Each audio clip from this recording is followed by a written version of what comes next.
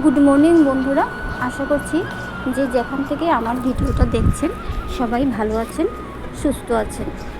আজকে হচ্ছে নীলষষ্ঠী, মানে সংক্রান্তির আগে, চৈত্র সংক্রান্তির আগের দিন হচ্ছে নীলষষ্ঠী। মানে এই দিন মায়েরা তার সন্তানের জন্য ভগবান শিবকে পূজা করে সন্তানের মঙ্গল কামনার জন্য।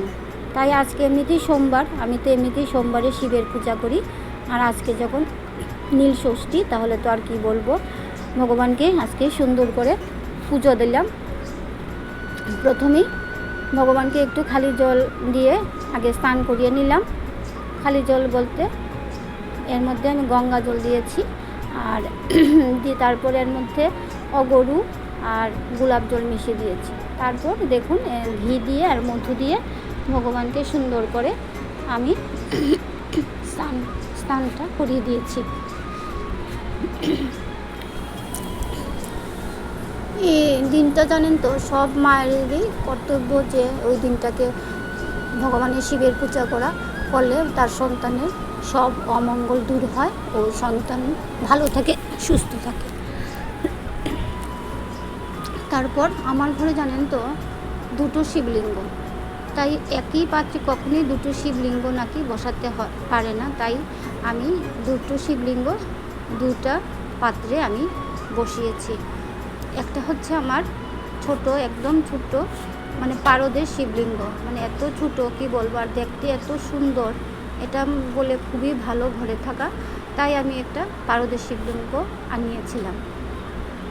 পারদের শিবলিঙ্গটাকেও আমি সেমভাবে ঘি, মধু, গঙ্গা জল, তারপর অগরু, গোলাপ জল সব কিছু দিয়ে আজকে স্নান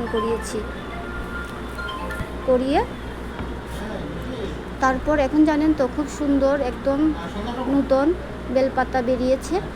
সেই বেলপাতাই এনেছি, মানে দেখতে এত ভালো লাগে, কি সুন্দর লাগে জানেন তো বেলপাতাগুলি, একদম সবুজ।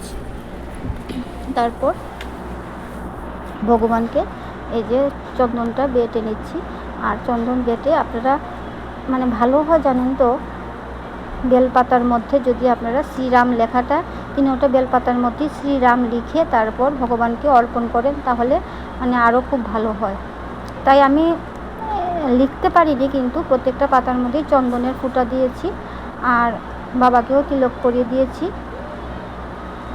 চন্দনের ফুটা দিয়ে আমি মনে মনে শ্রীরাম শ্রীরাম বলেই তিনটা পাতার মধ্যে তিনটা ফুটা, তিনবার শ্রীরাম বলেছি, বলে তারপর বেলপাতাটাকে, আর বেলপাতাটা জানেন তো সবসময় সোজা দিকটাই ভগবানের উপরে দিবেন, উল্টো দিকটা যাতে উপরে থাকে, আর সোজা দিকটা যাতে ভগবানের মধ্যে, মানে গায়ের মধ্যে থাকে আর কি, ভগবানের চরণে থাকে বা মাথায় থাকে, এরকমভাবেই দিতে হয় জানি আমি। বেলপাতাটা মানে এরকম দিলে ভালো হয়।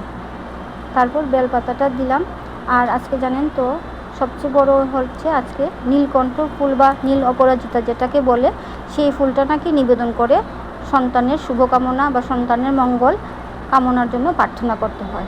তাই নীল অপরাজিতাটা আমার বাড়িতেই ছিল। আর এই যে একটা দেখুন, একজন দাদা আমাকে এই ধুতরা ফুলটা দিয়েছে, মানে এত সুন্দর ধুতরা ফুলটা কি বলবো। ধুতরা ফুলটাও আমি ভগবানের চরণে নিবেদন করলাম, আর নীল অপরাজিতা তো করলামই। নীল অপরাজিতা করতে হয় এই দিনটা, কারণ এই দিনটা হচ্ছে নীলষষ্ঠী।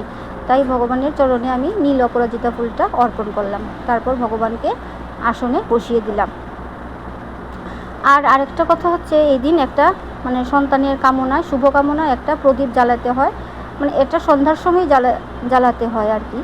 আর এই দিনটা তো নিরামিষই খাবেন, আর উপাস করতে পারলে তো আরও ভালো কথা, কারণ আমার তো অফিস আছে। তাই বন্ধুরা আমি মানে উপাস করতে পারিনি, আমি নিরামিষই খেয়েছি, আর প্রত্যেক সোমবার তো আমি নিরামিষই খাই। তারপর ভগবানকে জায়গায় বসিয়ে দিলাম, আর এই প্রদীপ জ্বালিয়ে দিলাম, ধূপদীপ জ্বালিয়ে ভগবানকে একটু আমি আরতি করে নিলাম। আরতিটাই শুনেছি আমি প্রত্যেক দেবতার জন্য, মানে ওদের সামনে আমি আরতি করে দেখাই, প্রত্যেক দেবতার জন্য উদ্দেশ্য করে একজন একজন করে আমি সবাইকে আরতি করে দেখাই। আর আরতি করার সময় জানি মানে ধূপদীপটা আপনার হয়তো 3বার নয়তো 5বার করে জ্বালাতে হয়, মানে দেখাতে হয়। তারপর আমি পূজাটা এইভাবেই শেষ করলাম। শেষে শঙ্খ আর ময়ূর পালক দিয়ে পূজাটা করলাম। আর এই দিনটা জানেন তো আমি ঠাকুর পূজা করে তারপর মানে জল খাই বা চা খাই, তারপর আসলাম ঠাকুর পূজা দিয়ে, তারপর এসে জল খেয়ে নিলাম প্রতিদিনের মতোই গরম জল, তারপর চা নিয়ে বসলাম। চা খেয়ে চা মুড়ি বিস্কুট এটাই খেলাম, খেয়ে তারপর একটু রেডি হয়ে নিলাম, কারণ অফিস তো আছে, তাই রেডি হয়ে তারপর চলে গেলাম অফিসের জন্য। আর আজকে অফিসে এসে গেলাম হচ্ছে আমার ছোটো বোনের বাড়িতে। ওর জন্য আমি এই নতুন বর্ষ উপলক্ষে একটা নাইটি এনেছি, আর আমার ভাইও ওর জন্য একটা নাইটি, আর আমার বোনের ছেলের জন্য গেঞ্জি, এইগুলি দিয়ে দিয়েছে, বলেছে যে তুই ওদেরকে দিয়ে দিস। তাই জন্য আমি ওদের বাড়িতে এলাম, আমার বোনের ছেলেকে আমি গেঞ্জিটা দিয়ে দিলাম।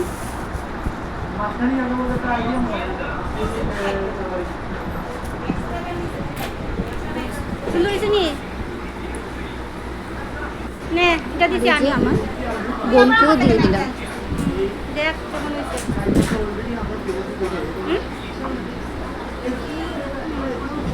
আর এটা দিতে ভাইয়ের,